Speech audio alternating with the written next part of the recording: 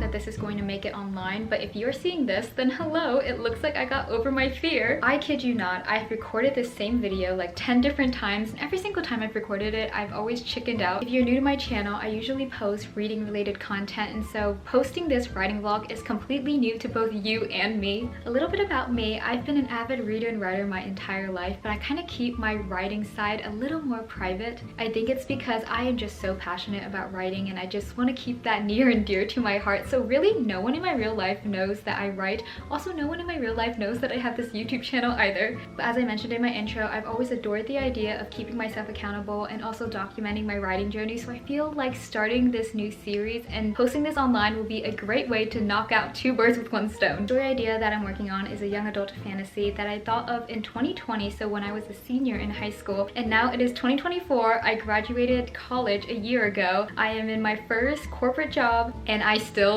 have nothing written. Well, I lied. I have 20k written, but let me just say that I've rewritten those first 20k words over and over and over again, to the point where if I did not rewrite all of those words, I probably could have had a manuscript with 100k words. I think I've always just had this fear that I am not doing my story justice, and that is why I keep rewriting it over and over and over again. But I'm so determined to stick to this story idea, especially because I've thought about it such a long time ago, and I could definitely see this story idea as maybe a debut novel or just a novel that I want to put out to the world. So if you're into young adult books that involve deadly competition, magic systems that involve souls, rivalry, betrayals, rivals to lovers, hidden agendas, and so much more, or if you're just looking for someone to write alongside with, or maybe just follow someone's journey, I hope you stick around. Okay, I feel like I'm rambling. Let's get into the first part of this video, which is planning and plotting. Okay, a little bit of a scene change. I'm currently on my bed, which is where I work the best, and I have 20,000 words written.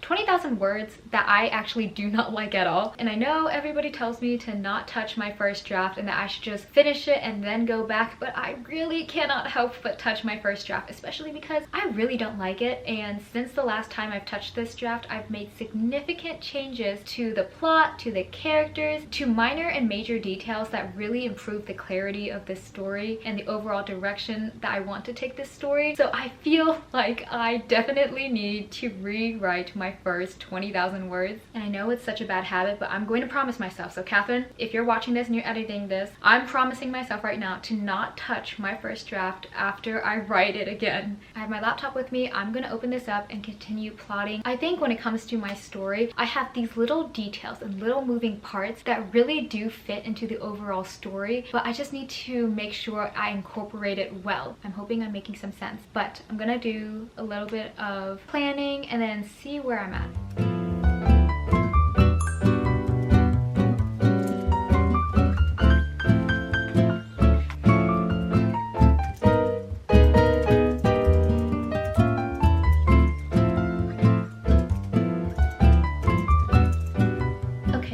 Plotted up to chapter 18 and now I am stuck. I am stuck and I do not know why. Actually, that is a lie. I do know why. It is because I've always planned out the major plot points, the major events, the major twists and turns, but I never really thought of the breather chapters, aka the chapters that happen in between the big plot points, because my whole thing is that I do not want it to be boring. I want that chapter to contribute to the overall story, and I don't want that chapter to contribute to someone's reader slump. I'm a big plotter, but I feel like I might just have to pants it for this one. Maybe when I actually write the chapter, some ideas will flow to me. I don't know, but that's stressing me out that I don't know what to do for chapter 18. Now, the book that I'm writing, it is in dual POV. It switches between Melina's point of view and Killian's point of view. And at first, I was really contemplating on just doing it from Melina's point of view, but then I realized that I really do enjoy dual POV books. Not only that, but Killian and Melina have such different yet similar personalities, and I feel like it's very interesting to explore as they navigate these deadly trials, especially because Killian, he's a loyal hound dog. He's loyal to the Order of Souls, to the High Council. He puts duty before all else, whereas Melina, really, she just wants to live her life. She wants to view the stars, eat cake. She's a little more shy and timid, but at the same time, both of them are very ambitious. They're very ambitious. They share same motivations in a way, and so that's why I feel like it's so interesting to write both of their point of views and personalities and see how they make the choices that they do. I hope I'm making sense. I don't know if I do. It's late,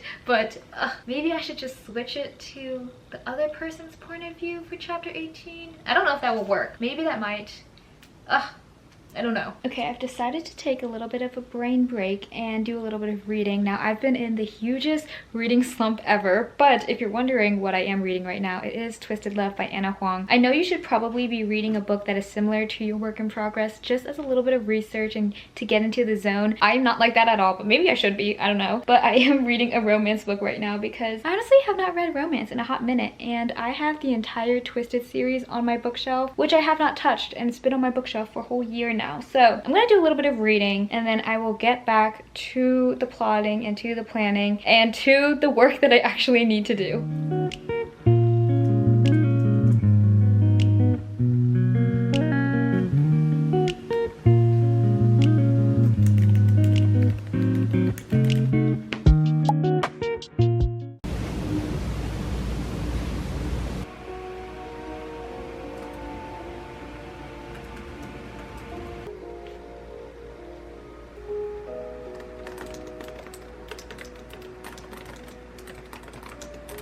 I love a good thunderstorm. It is one of my favorite weathers to write in, to read in, to simply relax in. Right after work, I immediately changed into my robe because I just wanted to be comfortable. Also, if you know me, you know that I'm an avid robe collector. I have like 3 or 4 pairs of robes in my closet. I just realized that you could see my bed. Please ignore it. It's a little messy right now. I did not make my bed this morning. Whatever, we can ignore that. Anyways, I have been plotting a little bit. I've been writing down a few bullets for chapter 19, and then I kind of pivoted and started thinking about details that I would like to incorporate in the trials of this story. And then it got me thinking that I don't think I did a good job at explaining what my story is actually about. And in a way, I kind of did this on purpose because, little backstory about me, in high school, I had published this story to this platform and someone took my story idea absolutely verbatim. Now keep in mind, it was a zombie apocalypse story, so there's only so many ways you could write about a zombie apocalypse, but it was the exact same setting, exact same origin story, exact same character names and character relationships. And the worst part is that I was so excited because, keep in mind, it was like my first story published, and I was just so excited that someone was reading it. And so this person had contacted me and we were talking, and because I was so excited, I revealed too many details to this person, and lo and behold, they did take my story idea and they also published it. And just from that experience, I am a little scarred. So if I don't share too many details, you now know why. But what I do want to share is that this story, this young adult fantasy, does involve high stakes competitions. It has rivalry, betrayals, hidden agendas, all that I mentioned before, and it follows Killian and Melina as they go and navigate these council's ascension trials. Now Killian and Melina are known as soul keepers, and each one of them have their own reasoning as to why they want to win this council's ascension trial and why it is so important to them. And overall, I just love the idea of the soul keepers and the soul keeper magic, so that is why I'm so excited to kind of explore this story. But anyways, I'm going to go back to plotting and let's see where it takes me. I just came back from hanging out with my cousin, and driving home I had a big breakthrough. Okay, not super big, I feel like I'm being dramatic, like a minor breakthrough. It doesn't have to do with anything involving the plotting of the next few chapters. However, it does answer, or semi-answer, one of the big challenges I feel like my book was facing. My main thing is the why. Why does this happen? Why is it the way that it is in this book? So I think I found a way to kind of solve that, but I'm gonna have to play around with it a little bit and see if it fits in well. I don't know. It was one of those, you know how people have shower thoughts? I have driving home thoughts, and so that is exactly what it was. I am so incredibly excited right now, and let me tell you why. As I mentioned before, for the past year, I've been rewriting the same 20,000 words over and over and over again, to the point where the last draft that I wrote was also my last straw. I'm telling you right now, I was so frustrated and unhappy with what I was producing, and I could not tell you why. I think really it's just because I'm a perfectionist and I'm just very, very picky. And as I mentioned before, no one in my real life knows that I write, and the few friends who do know that I write are also writers themselves, and they live nowhere close to me. I did not want to bombard them with questions and requests about my work in progress, especially because they have their own work in progresses and they have their own lives to carry on with. And so what I did was go onto Reedsy, which is this writing platform, and I hired a book coach. And let me tell you that this experience so far has been so well worth it, because right now I am staring at the notes that she just returned to me, and I wish I did this sooner. I actually provided a draft to her back in April and now it's August, so it has been a hot minute, but I understand because she has a lot on her plate. But right now I'm staring at the notes that she just sent to me, and let me tell you that these notes are so insightful, they're so helpful, and I, like I said, wish I did this sooner. Especially because I don't talk to anybody about my work in progress or my writing journey, it is very, very helpful to have this professional perspective, because not only is she highlighting areas that she really enjoyed and wants to see more of, but she's also giving me some constructive criticism, which I personally really enjoy. And she's also challenging some ideas that I had in my book that I did not think of before, because I feel like as an author, the sun just got really bright. But anyways, I feel like as an author, you're so immersed in your story that you fail to see some other ideas or perspectives. So I really enjoy how she's kind of offering not only constructive criticism, but also praise as well. Now, I have seen some arguments where people believe that book coaches are not as useful, and some arguments where people believe that book coaches are very useful. I'm on the side that believes that they are very useful, because I really enjoy seeing a professional outside perspective that is not your own and not your friends. And what's even more exciting is that I'm about to hop onto a Skype call with her right now, and we're going to discuss the notes that she returned to me and any other things that I want to talk about my story, and I am so excited. I should probably get going and prepare, but I'll keep you guys updated. Or there is already I just finished the Skype call, and let me just say that this call was so insightful, and she is so incredibly sweet. We went over the notes that she returned to me. I asked her questions about querying, about the market, if things made sense, if things didn't make sense. She highlighted parts that she enjoyed reading, but also gave me some advice for areas that I was lacking a little. Overall, a very helpful call. And so what I'm going to do is kind of take these notes, brainstorm a little bit more, and see the direction I want to take this story in. I'm just so excited, and now I feel enlightened after this call. Also, look at my outfit. It is giving business up top, sleepwear at the bottom. Whatever. I just wanted to come on here and say that the call was very helpful. Hello, it's been a couple of days since the call, and also a couple of days since I touched anything work in progress related.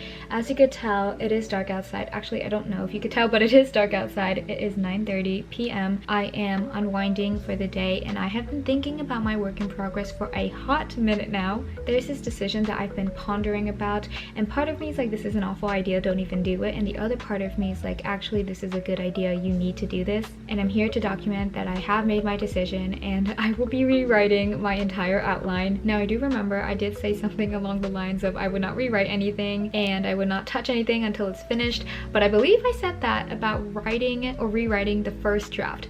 This is an outline, so I don't count that. But after the call, I realized that re-outlining may be the way to go. It will clarify a lot of things. It would make things a little more concise. It just overall makes sense. I feel like there was a reason why I kept getting stumped every single time I tried to plan something. Like, there was a reason why I kept getting stuck around like chapter 18, chapter 19, or there was a reason why I kept rewriting all the drafts that I've been rewriting. And I feel like it's because I just wasn't happy with the outline. I just wasn't happy, period. So I feel like rewriting this and actually liking the outline will definitely help me a lot. I feel like I'm definitely not a pantser. I don't think I could pants because it would lead me to rewriting things over and over again. I feel like I need to go stick to a plot that I really like. Don't touch the plot again, but I have to be happy with my outline. So now my plan of action is to kind of archive what I currently have. I'm not going to delete it because I still want it just in case, but I am going to archive it, create a new document, create a new outline, and then see where I go from there.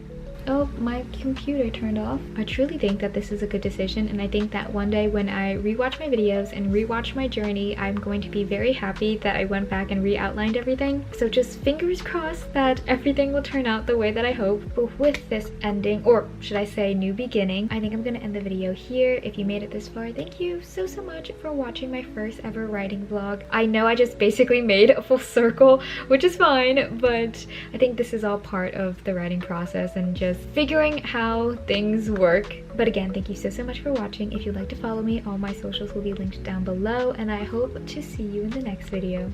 Bye!